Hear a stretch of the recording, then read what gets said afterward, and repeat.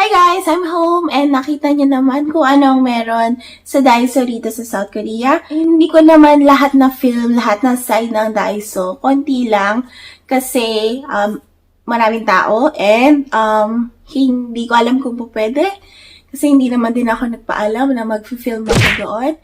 So, some clips lang meron ako and ayun muna. Ayun muna pansamantala. And hindi ko alam kung the same din siya sa Daiso sa ibang bansa, sa ibang country, or sa ibang lugar. Kung ano meron sa Daiso dito, ganun din ba meron sa kanila.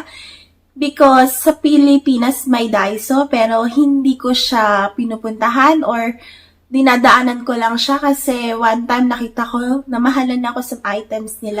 But here in Korea kasi wala kang choice. Wala akong choice kundi doon pumunta kasi doon yung may items na mga mura, like 1,000 Korean won.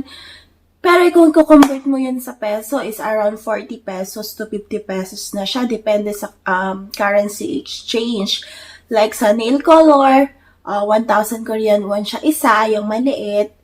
So, magkano na yun? 50 pesos. Samantalang sa Pilipinas, magkano ang nail color, di ba? So, depende sa brand na gusto mo. But dito rin, yun na yung pinakamura, 1,000. Meron yung 2,000, 3,000, 5,000, like ganyan. So, depende na sa'yo kung anong gusto mo. So, ngayon naman, papakita ko sa inyo kung ano yung nabili ko. Na ano, kundi lang naman. So ito yun. Ayan. Ito po ay Christmas tree. Ay, ito muna pala. So, kailangan natin ng stand. So, ito po yung nabili ko na stand. Ganito siya kataas. Sakto lang dito sa pwesto na to. And then, yung mga pang-decorate, ito lang. Ito mga balls, yan. Konti lang, yan. So, hindi ko alam kung paano ko ito i-design ba tawag doon, yan.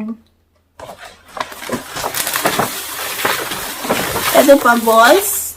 May halo kasi ito, ayan, sa loob. So, mamaya makikita nyo kung ano yung magagawa ko. So, ito. Ilalagay ko sa wall. Yung ano tawag doon, basta yung... And then, ito yung pang-tatap ko. Pero hindi ko pa sure. Depende mamaya. And then, itong garland, pang-style lang. So, yun lang yung nabili ko na pang-Christmas decor. Para lang ma-feel ko na Christmas. Alam niyo yun, guys. Namimiss ko na dyan sa Pinas. Kasi sa Pinas, pagpasok ko ng Burr months, ramdam mo na yung Pasko. Yung papasko na. So, dito, December na, tsaka pa lang magkakabit ako ng Christmas tree, diba? So, masyadong late. Today is November 30, and tomorrow, December 1 na. So, until January 1, 2, or January 2, so 1 month lang siya ikakabit dito. So, it will be yearly na. So, mag-start ako ngayon. Ito, hunting dekorasyon. And then, next year, mag-add na lang ako ng decoration pa until hindi ko alam kung mapuno na ito. Bigyan nyo lang ako, guys, ng 3 minutes para ma-assemble ko to at papakita ko sa inyo kung ano yung nagawa natin. Okay?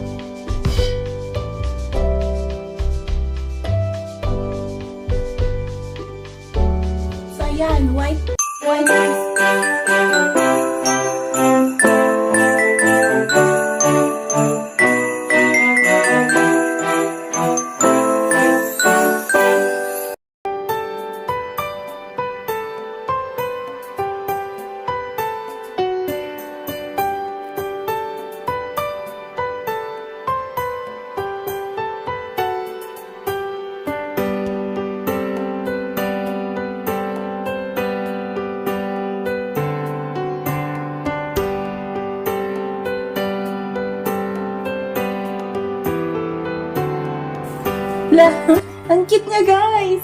White yung pinili kong color kasi yung Christmas tree namin sa Pinas is green. So, para maiba naman, white naman yung pinili ko. A few moments later. Tapos na, guys! Grabe, struggle is real kasi wala pala akong thumbtacks, wala akong pandikit dito sa wall. Kaya hindi ko rin natupad yung gusto kong mangyari. So, kung ano na lang yung pwedeng gawin, yan ang ginawa ko. So, kaya ako nandito kasi tinatakpan ko yung Christmas tree. So, gusto niyo na ba makita yung ginawa ko? In 3, 2, 1.